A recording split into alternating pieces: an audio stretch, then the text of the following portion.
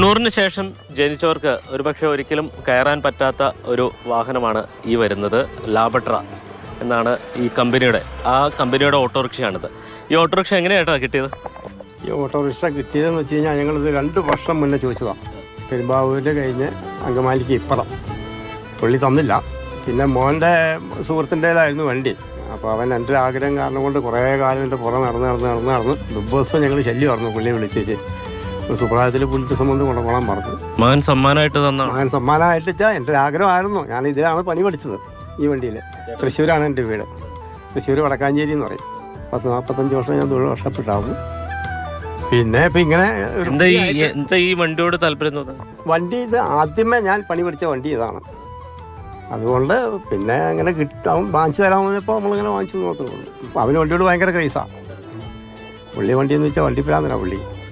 അങ്ങനെ വാങ്ങിച്ചു. പിന്നെ എനിക്ക് പണി അറിയാവുന്ന കാരണം കൊണ്ട് എൻ്റെ ഫുൾ പണി സാധനങ്ങളൊന്നും കിട്ടില്ലായിരുന്നു. കുറേയൊക്കെ ഞാൻ പല വണ്ടികളിലെ അഡ്ജസ്റ്റ് ചെയ്ത് കുറേ തൃശ്ശൂർ പോയിട്ട് വാങ്ങിച്ചു. ശശിയുടെ മകനാണ് അജിത്താണ് വാഹനം മേടിച്ചു കൊടുത്തത്. എവിടെ നിന്ന് കിട്ടി? അതായത് അച്ഛൻ ഈ പറയുന്ന പോലെ ഒരു മെക്കാനിക്കാണ്. അപ്പോൾ വളർന്നു വരുന്നൊരു സാഹചര്യം ഈ പറയുന്ന പോലെ തന്നെ വണ്ടികളോട് കൂടി തന്നെ ആയിരുന്നു. അപ്പോൾ അച്ഛൻ്റെ ഇത്രയും വർഷമായിട്ട് തൊടുപുഴയിൽ വന്നിങ്ങനെ മെക്കാനിക്ക് പണി ചെയ്തു. അപ്പോൾ പണ്ട് ഈ പറയുന്നത് പോലെ തന്നെ ആദ്യമായിട്ട് പണിത ഒരു വണ്ടി അത് ഈ പറയുന്ന ലാംബർട്ട ആയിരുന്നു. അപ്പോൾ എന്നെങ്കിലും ഒരു നാൾ ഇങ്ങനൊരു വാഹനം കിട്ടുവാണെങ്കിൽ കൊടുക്കണം എന്നുള്ളത് അന്നേ മനസ്സിൽ ചിന്തിച്ചിരുന്നതായിരുന്നു. വണ്ടിയിൽ സവാരി പോവാം. തീർച്ചയായും.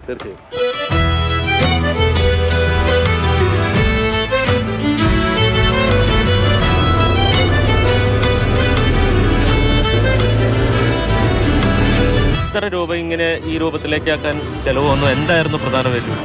അതായത് ഈ വണ്ടീനെ സംബന്ധിച്ച് ഇതിനകത്ത് മൊത്തം കാര്യങ്ങളും, അതായത് ഫുള്ള് വണ്ടി ഒരു ഷോറൂമിൽ നിന്ന് എങ്ങനെയാണോ ഇറക്കുന്നത് അതേ ഒരവസ്ഥയായിരുന്നു നമ്മുടെ കയ്യിൽ കിട്ടിയ സമയത്ത്. മെക്കാനിക്കായിട്ടും പാച്ച് വർക്കായിട്ടും പെയിൻറ്റിങ് ആയിട്ടും അപ്പോൾസറി ആയിട്ടും എല്ലാത്തിനും നമുക്കിതിന് നല്ലൊരു തുക ചിലവായിട്ടുണ്ട്. പിന്നെ ഇതിനകത്ത് പ്രത്യേകമായിട്ട് എടുത്തു പറയേണ്ട എന്നാന്ന് വെച്ച് കഴിഞ്ഞാൽ അച്ഛൻ ഇത്രയും വർഷമായി തൊടുപുഴ വന്നിട്ട് ആ കാലഘട്ടത്തിലുള്ള അച്ഛൻ്റെ കൂട്ടുകാരന്മാർ തന്നെയാണ് ഈ വണ്ടിയിൽ പണിതേക്കുന്നത്. അതായത് അച്ഛൻ്റെ കൂടെ അന്നുണ്ടായിരുന്ന പാച്ച് വർക്കിനുണ്ടായിരുന്ന ആൾക്കാർ പണിതിട്ടുണ്ട്. അച്ഛൻ്റെ കൂടെ അന്നുണ്ടായിരുന്ന അപ്പോൾസറി ചെയ്യുന്ന ആൾക്കാർ അദ്ദേഹം ഇതിനകത്ത് പണിതിട്ടുണ്ട്. പിന്നെ നമ്മുടെ ന്യൂ ജനറേഷൻ രീതിക്ക് വന്നപ്പോൾ ഇതിൻ്റെ പെയിൻറ്റിങ് എൻ്റെ ഒരു സുഹൃത്താണ് ചെയ്തേക്കുന്നത്. ഇവിടെ കസ്റ്റം മിനിയാക്ക് എന്ന് പറഞ്ഞിട്ടൊരു ഷോപ്പുണ്ട്. അദ്ദേഹമാണ് പെയിൻറ്റിങ്ങിൻ്റെ കാര്യങ്ങൾ ചെയ്തേക്കുന്നത്. പിന്നെ മെക്കാനിക്ക് ഫുള്ള് ഈ പറയുന്നത് പോലെ തന്നെ വണ്ടിയുടെ എൻഡ് ടു എൻഡ് ചെയ്തേക്കുന്നത് മൊത്തം അച്ഛൻ തന്നെയാണ്. അച്ഛൻ അതോട് ഹാപ്പിയാണ്? തീർച്ചയായും. ഇങ്ങനൊരു വാഹനം 1986 വണ്ടിയുടെ മോഡല്. അപ്പോൾ എന്നെ സംബന്ധിച്ച് അന്നിങ്ങനെ തപ്പി നടന്നപ്പോൾ ഇങ്ങനൊരു വണ്ടി എടുക്കണം എന്നുള്ളൊരു ആഗ്രഹം ഉണ്ടായിരുന്നു. അപ്പോൾ ഈ ലാംബർട്ട മോഡൽ ഏത് വണ്ടി വന്നാലും എടുക്കുക എന്നുള്ളൊരു കൺസെപ്റ്റ് ആയിരുന്നു. പക്ഷെ നമ്മളന്ന് നോക്കിയ സമയത്ത് നമുക്ക് ഉചിതമായിട്ടൊരു വണ്ടി അന്ന് നമുക്ക് കിട്ടി.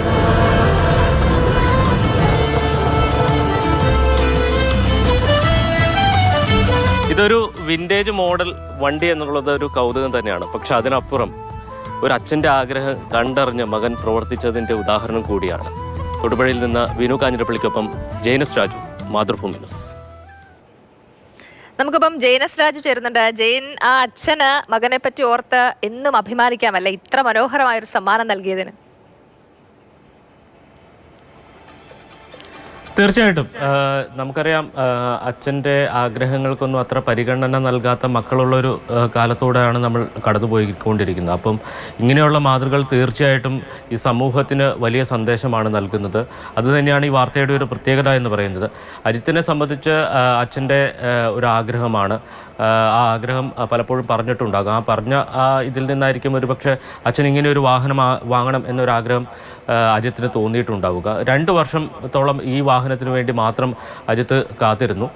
കൂടാതെ ഇതൊരു വിൻറ്റേജ് മോഡൽ വാഹനമാണ്. ഇത് നമുക്ക് അയാളുടെ കയ്യിൽ കിട്ടിയപ്പോൾ ഏതാണ്ട് ചേസ് മാത്രമുള്ള അവസ്ഥ. ചേസും ബോഡി ഉണ്ടെങ്കിൽ പോലും ഇത് വാഹനം ഓടുന്ന തരത്തിലൊന്നും ആയിരുന്നില്ല. അപ്പം ശശിയേട്ടൻ ഇപ്പോൾ ജോലിയൊക്കെ ഉപേക്ഷിച്ച് അല്ലെങ്കിൽ വാർദ്ധക്യത്തിൽ വിശ്രമ ജീവിതം നയിക്കുകയാണ്.